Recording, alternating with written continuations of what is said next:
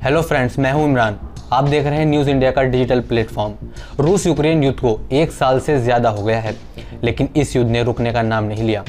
रूस के सामने यूक्रेन एक बहुत छोटा देश है। रूस के हमलों से यूक्रेन तबाह हो चुका है। वहाँ के लोगों के सर पर हर वक्त मौत मंडराती रहती है।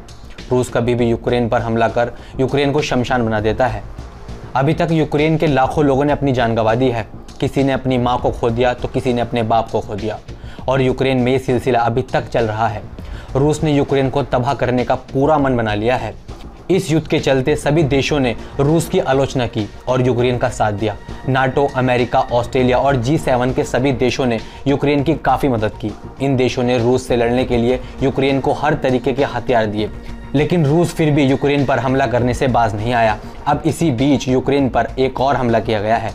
यूक्रेनी राष्ट्रपति जेलेंस्की इस समय देश से बाहर है और वो यूरोप दौरे पर हैं।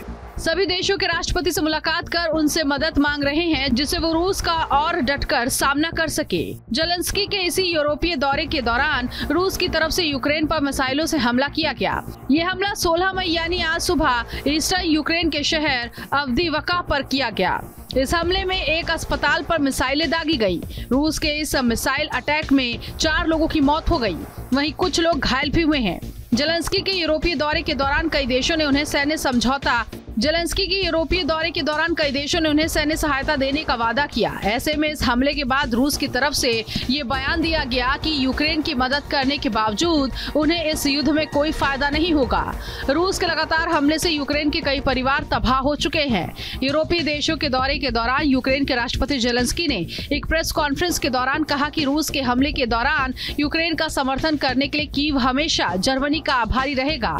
जेलेंस्की ने आगे कहा कि जर्मन चांसलर शुल्ज के साथ उनकी सेना के जवाबी हमले का उद्देश्य रूस के कब्जे से अपनी जमीन को मुक्त कराना है। उन्होंने कहा कि यूक्रेन रूस पर हमला नहीं करेगा, क्योंकि रूस पर हमला करने के लिए यूक्रेन के पास ना तो समय है, ना ही उसके पास उतनी शक्ति है। पिछले 1 साल से चल रहा रूस यूक्रेन के बीच युद्ध कब खत्म होगा, इसके बारे में कोई नहीं जानता, मगर दोनों देश एक दूसरे पर आग बरसाना कम नहीं कर रहे। रूस इस बात पर अड़ा है कि वह यूक्रेन को तबाह करने का कोई मौका हाथ से जाने नहीं देगा। वहीं यूक्रेन रूस के सामने घुटने टेकने से लगातार इनकार कर रहा है। ये युद्ध क्या मोड़ लेता है, किसी को नहीं पता।